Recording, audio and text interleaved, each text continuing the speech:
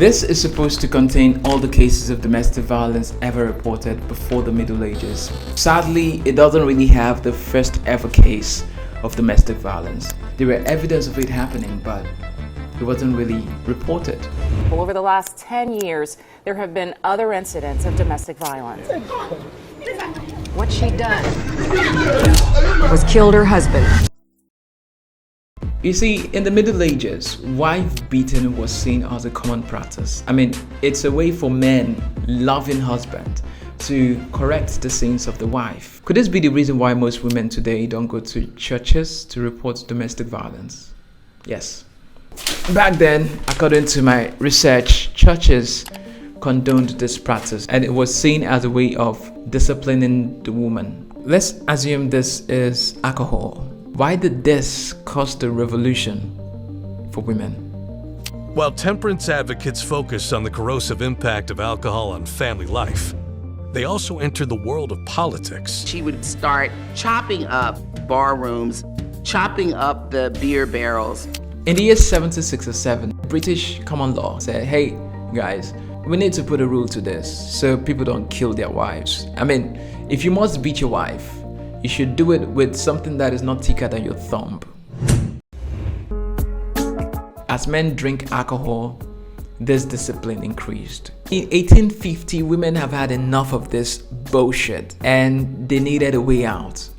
So they formed this group called the Women Christian Temperance Union, whose main agenda was to stop men from taking alcohol because they believe when these men go out to drink, they come back home and they use that as an excuse to beat their wife. They wanted to enforce this law by all means. They started vandalizing beer parlors and smashing bottles and destroying liquors.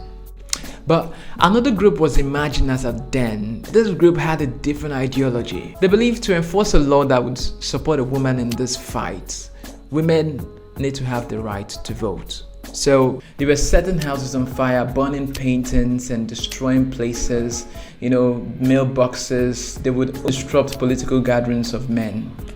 Very calculative. So one of them, Emily Davidson, she has been arrested many times, 9 times actually, but during those times she would starve herself.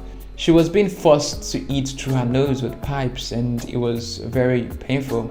And many other women who were arrested as well were being forced to eat through their nose. How did that? Something else happened when she left the prison. They used to have this horse race where everyone's was like a big deal in England then. 500,000 people and glorious sunshine come to Epsom for the greatest race in the world, the Derby. A truly royal occasion. She did something very drastic. She disguised and she got into this arena and she hid herself among the crowd. She waited until the king's horse was close by and she ran into the king's horse and committed suicide.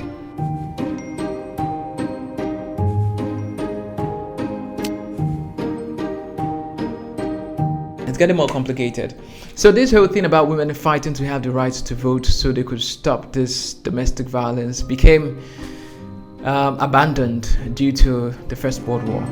And no one talked about it again until 1970. Francine Hughes burst into the guardhouse at the sheriff's office shouting, "I did it, I did it." What she'd done was killed her husband.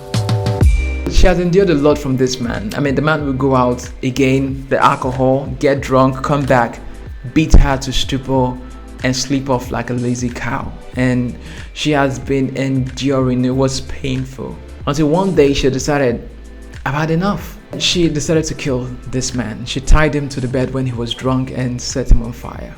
I refuse to accept in my community the taking of the law into one's own hands and extracting the penalty of death. This issue was new to the judicial system. They haven't dealt with the issue of domestic violence. What we're concerned with here is not merely the freedom of Francine Hughes, but the freedom of all women in our society. This was the first case and she was allowed to go free. It was a celebration. She held interviews and the film came out to tell her story. And long after, other women started coming out to share their story. Now the courts, like the cops, are beginning to show unprecedented sympathy for battered women. Is this not the same issue we are going through right now?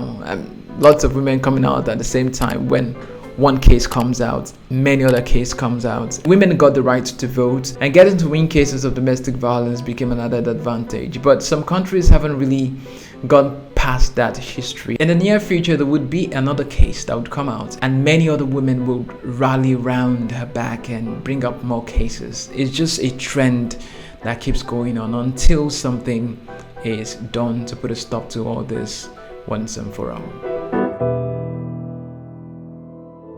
I hope you liked this video. I just hope it helps you understand this issue very much better. Thank you for watching, and please subscribe to my YouTube channel. Bye.